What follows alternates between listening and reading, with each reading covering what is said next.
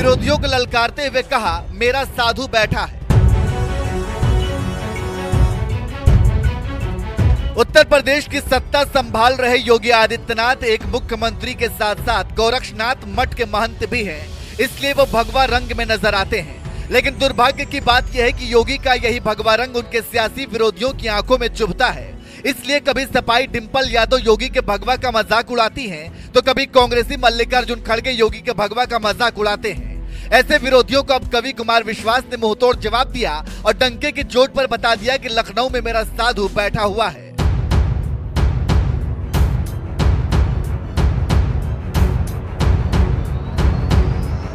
दरअसल विपक्ष के लिए अब तक सबसे बड़ी चुनौती देश की सत्ता संभाल रहे नरेंद्र मोदी ही थे, लेकिन साल 2017 में पहली बार यूपी की सत्ता संभालने वाले योगी आदित्यनाथ भी धीरे धीरे विपक्ष के लिए सबसे बड़ी चुनौती बनते जा रहे हैं, जिसकी वजह से उत्तर प्रदेश में सपा, बसपा और कांग्रेस जैसी पार्टियों की दुकान बंद होती जा रही है। यही वजह है कि विपक्ष योगी सरकार की नीतियों की आलोचना करने के बजाय अब उनके भगवा का मजाक उड़ाने लगा है। सपाई नेता डिंपल यादव ने तो योगी के भगवा वस्त्र की तुलना लोहे में लगी जंग से कर दी थी। जो मौजूदा सरकार है, डबल इंजन की सरकार है, ये बताइए कि जंग का रंग क्या होता है? जब जंग लग जाता है लोहे में, इंजन की बात हो रही है तो लोहा इस्तेमाल होता है इंजन बनने में, जंग का रंग क्या होता है? हाँ, कौन सा रंग होता है जंग का?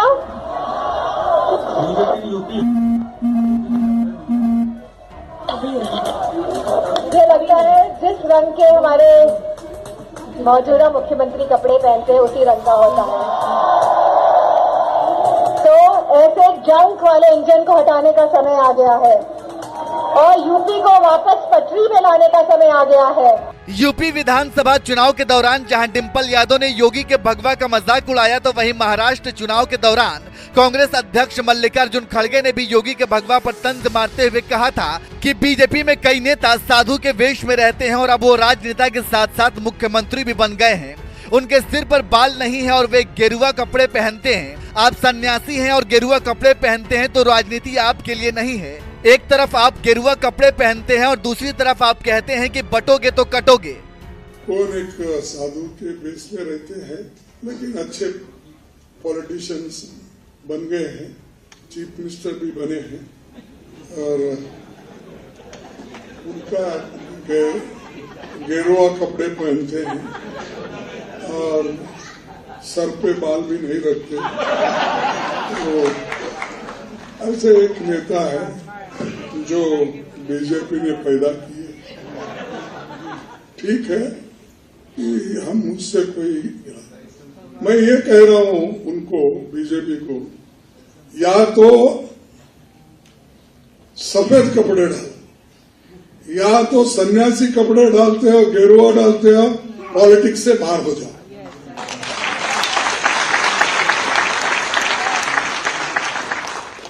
भाई उसकी पवित्रता क्या रही? एक तरफ गेरुआ कपड़े डालते हो, जज साहब आपको पूछ रहा हूं, एक तरफ गेरुआ कपड़े डालते हो, दूसरों को उपदेश करते हो, बटेंगे तो कटेंगे बोलते हो, और ये क्यों डाले? अरे आपका काम तो सबको जोड़ना, सबसे प्रेम से बात करना, सबको एक रखना। चाहे सपाई डिंपल यादव हो या कांग्रेसी मल्लिकार्जुन खड़गे, ऐसे तमाम नेता भगवाधारी योगी की नीतियों की आलोचना करने के बजाय उन पर निजी टिप्पणी करते हुए भगवा पर सवाल उठाने लगे, जिन्हें अब कवि कुमार विश्वास ने महाराष्ट्र के एक कार्यक्रम में भगवा का असली मतलब समझा दिया, जब उन्होंने मंच पर कहा, हम आयोजनों में जाते हैं, कविता के कवि सम्मेलनों में, तो दूसरे प्रदेशों के कवि हम पर टिप्पणी करते हैं कि आप उत्तर प्रदेश से आए हैं। उत्तर प्रदेश में तो भगवा वस्त्र में एक बाबा बैठा रखा है आपने। आप राजा की नीति की आलोचना कर सकते हैं, आप मुख्यमंत्री, प्रधानमंत्री, केंद्रीय मंत्री की नीति की आलोचना कर सकते हैं, लेकिन आप मेरे मुख्यमंत्री की वेशभूषा की आलोचना नहीं कर सकते, क्योंकि विश्व में राम राज्य की अवधारणा भगवान भरत ने जो कपड़ा पहनकर की थी, उसी कपड़े को पहनकर मेरा साधु लखनऊ में बैठा है। कवि कुमार विश्वास खुद एक नेता रह चुके हैं, इसलिए वो दूसरे नेताओं को भी नसीहत देते हैं कि आपको आलोचना करनी है तो सरकार की नीतियों की करिए, उन पर व्यक्तिगत हमला नहीं करना चाहिए। लेकिन डिंपल यादव हो या खड़गे, ऐसे तमाम नेता योगी सरकार की नीतियों की आलोचना करने के बजाय उनके भगवा कपड़े का मजाक उड़ाने लगे, जिस पर कवि कुमार विश्वास ने उन्हें मुंहतोड़ जवाब देते हुए समझा दिया कि विश्व में राम राज्य की अवधारणा भगवान भरत ने जो कपड़ा पहनकर की थी, उसी कपड़े को पहनकर मेरा साधु लखनऊ में बैठा है। योगी विरोधियों को कुमार विश्वास के इस जवाब पर आपका क्या कहना है? अपनी राय हमें कमेंट करके जरूर बताएं। और साथ ही योगी ने कुमार विश्वास की तारीफ करते हुए क्या कुछ कहा, आइए आपको सुनाते हैं। डॉक्टर कुमार विश्वास के भाग्य में प्रयागराज नहीं था, प्रयागराज ने उन्हें जीवन दिया, एक दिशा दी। वे वापस अपनी मातृभूमि की ओर गए और उन्होंने वहां से अपना केंद्र बिंदु बनाकर के पूरे देश के अंदर आज छा गए, साहित्य जगत में छा गए। कौन ऐसा व्यक्ति होगा भारत या हिंदी प्रेमी, कौन ऐसा दुनिया का नहीं होगा जो डॉक्टर कुमार विश्वास को न सुनना चाहता होगा। उनकी कलम की धार ने, उनकी लेखनी ने उन्हें पहचान दिलाई, लेकिन उन्होंने विश्वविद्यालय को स्मरण किया। छात्र संघ या फिर इस प्रकार की गतिविधियों को सकारात्मक भाव के साथ हम कैसे देखें? विश्वविद्यालय के पुरातन छात्रों को जोड़ने की व्यवस्था को हम फिर से कैसे आगे बढ़ा सकते हैं? और पता नहीं क्यों हमारे संस्थान अपने पुरातन छात्रों को अपने साथ जोड़ने में कोताही बरतते हैं। अगर हम उसको फिर से जोड़ सकें तो बहुत कुछ हम लोग अर्जित कर सकते हैं, प्राप्त कर सकते हैं। विश्वविद्यालय की भौतिक प्रगति में, विश्वविद्यालय के अंदर एक नए माहौल को पैदा करने में,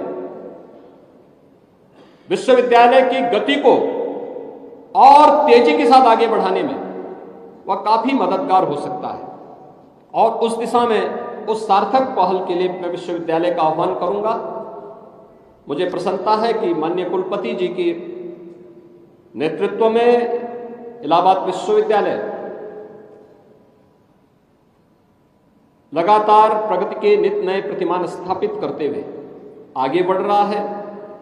और मुझे पूरा विश्वास है कि जो जनता की भावनाएं हैं, जिसके लिए इलाहाबाद विश्वविद्यालय जाना जाता था, उत्कृष्ट अकादमिक माहौल बनाने के लिए, जीवन के प्रत्येक क्षेत्र में उत्कृष्ट शोध के लिए, उत्कृष्ट नवाचार के लिए, अलग अलग पक्षों को लेकर के होने वाले विभिन्न जो स्टडीज हैं, उन सब का एक उत्कृष्टतम केंद्र के रूप में विश्वविद्यालय फिर से अपने आप को स्थापित करेगा। इस विश्वास के साथ जिन छात्र छात्राओं को आज यहां पे डिग्रियां प्रदान की गई हैं, मैं देख रहा था उसमें से यहां पे डॉक्टर कुमार विश्वास जी ने भी कहा कि 9 छात्रों को मंच पर प्रदान की गई डिग्री, उनमें से 8 बालिकाएं थी। एक अच्छा परिणाम, अच्छा था।